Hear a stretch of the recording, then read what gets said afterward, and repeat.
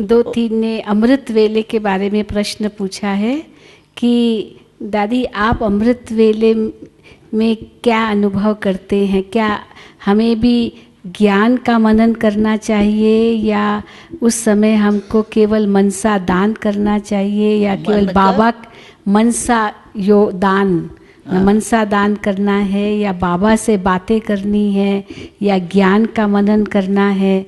तो अमृत वेला आप अपना अनुभव सुनाएं तो हम उस प्रकार करेंगे। अमृत वेला जो है वो मनन के लिए नहीं है।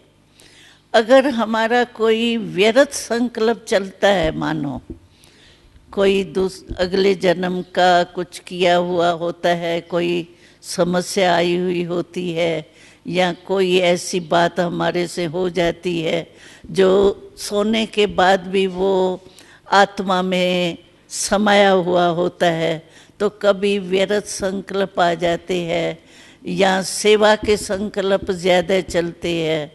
ऐसा किया था, ये क्यों नहीं हुआ, सफलता नहीं हुई, क्या है, कैसा है? तो बाबा कहते हैं जिस टाइम जो करना है ना, उस समय वो ही काम करना चाहिए। समझो सेवा उस समय नहीं ज़रूरी है, या व्यर्थ संकल्प उस समय करेंगे तो सारा टाइम भी वेस्ट उसमें चला जाएगा।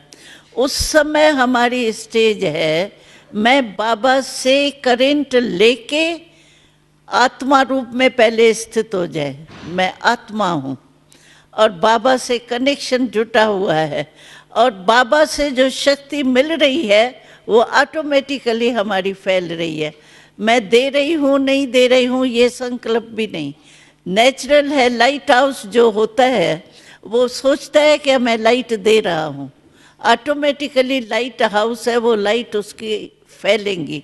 तो बाबा से मैं शक्ति ले रही हूँ और शक्ति के वायुमंडल में शक्ति जा रही है। लेकिन उस समय बस आत्मा और बाबा से कनेक्शन, रिलेशन गहरा हो। बस दाता बन के बाबा दे रहा है, मैं भी दाता बन के फैला रही। बस ये स्टेज होनी चाहिए। बाकी अगर मानो कोई आपका व्यर्थ संकल्प चलता है, उसको मिटाने के लिए आप मनन जरूर करो, क्योंकि व्यर्थ संकल्प इतना फास्ट होता है जो ब्रेक नहीं आती है जल्दी। और संकल्प को मिटाने के लिए संकल्प ही चाहिए। व्यर्थ संकल्प को मिटाने के लिए आपको मनन शक्ति यानी शुद्ध संकल्प करके उसको मिटाना है। जैसे अंधकार होता है तो हम स्विच ऑन करते हैं ना, तो रोशनी हो जाती है। ऐसे संकल्प व्यर्थ को मिटाने के लिए आप कोई वरदान या मुरली की कोई पॉइंट मनन करते हो, वो भले करो, उससे सिर्फ वो मिट जावे व्यर्थ संकल्प, जगह भर जावे। शुद्ध संकल्प की जगह बढ़ने से व्यर्थ संकल्प खत्म हो जावे।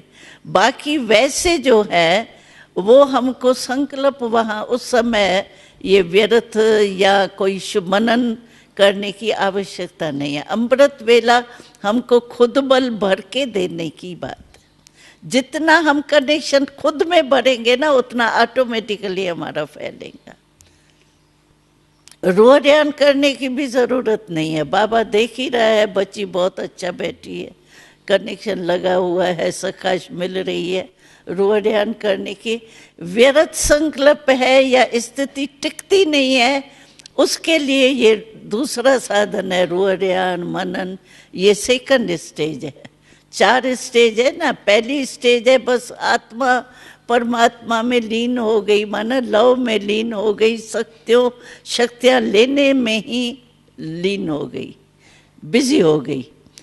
लेकिन अगर वो नहीं स्टेज बनती है हमारी, तो सेकंड स्टेज है, फिर रोहरियान है, मनन है, ये सब सेकंड थर्ड स्टेज है। फर्स्ट स्टेज वो है।